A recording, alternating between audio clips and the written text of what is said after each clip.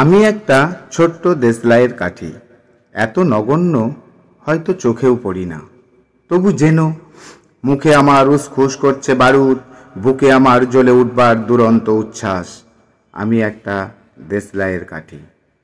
মনে আছে সেদিন হুলস্থুল বেঁধেছিল, ঘরের কোণে জ্বলে উঠেছিল আগুন, আমাকে অবজ্ঞা ভরে না নিভিয়ে ছুঁড়ে ফেলায়।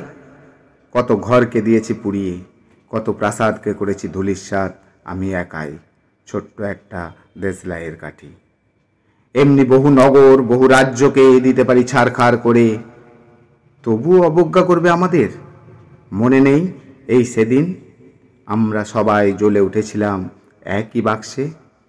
চমকে উঠেছিলে?